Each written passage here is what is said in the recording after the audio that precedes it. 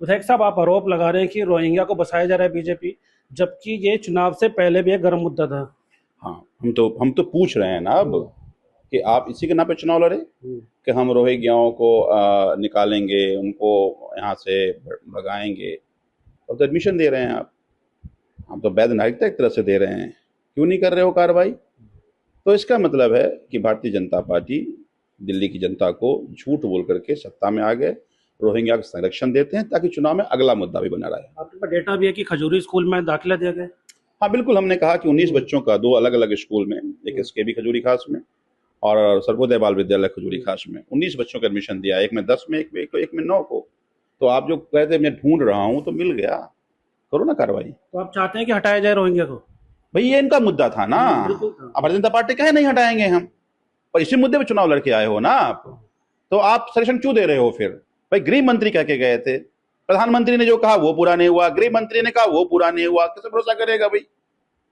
तो आपके पास सारा तंत्र है। अब देखिए, इससे साबित होता है कि रोहिंग्या को देश में मंगाते भी बुलाते भी यही लोग हैं, संरक्षण भी यही लोग दे रहे हैं ताकि इनके चुनाव का मुद्दा वो बना रहे हैं। कोर्ट को लेकर सर, सुप्रीम कोर्ट को लेकर नहीं तो मैं कल सुप्रीम कोर्ट बताया तो अब पता चल गया ना इनको, भाई सुप्रीम कोर्ट का एडमिशन देने के लिए सुप्रीम कोर्ट का एलिजिबल योग्य लोगों को एडमिशन दो, तो आप योग्य मान लिए ना आप।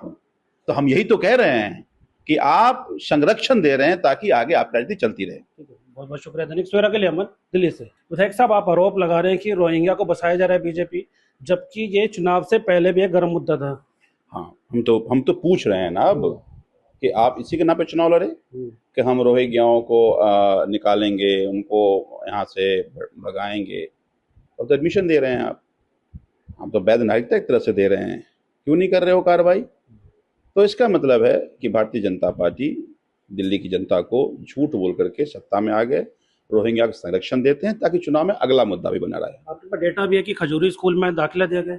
हाँ बिल्कुल, हमने कहा कि 19 बच्चों का 2 अलग अलग स्कूल में, एक एसकेबी खजूरी खास में और सर्वोदय बाल विद्यालय खजूरी खास में 19 बच्चों को एडमिशन दिया, एक में 10 में, एक में 9 को। तो आप जो कहते मैं ढूंढ रहा हूँ तो मिल गया, करो ना कार्रवाई। तो आप चाहते हैं कि हटाया जाए रोहिंग्या को? भाई ये इनका मुद्दा था ना, बिल्कुल था। अब भारतीय जनता पार्टी कहे नहीं हटाएंगे हम, पर इसी मुद्दे पे चुनाव लड़के आए हो ना आप, तो आप सजेशन क्यों दे रहे हो फिर? भाई गृह मंत्री कह के गए थे, प्रधानमंत्री ने जो कहा वो पूरा नहीं हुआ, गृह मंत्री ने कहा वो पूरा नहीं हुआ, कैसे भरोसा करेगा भाई?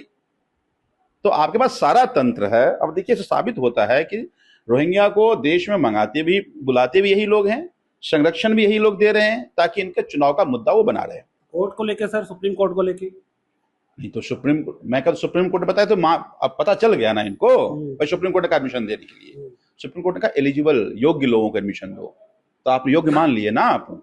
तो हम यही तो कह रहे हैं कि आप संरक्षण दे रहे हैं ताकि आगे आपकी राजनीति चलती रहे। बहुत बहुत शुक्रिया। दैनिक सवेरा के लिए अमन, दिल्ली से।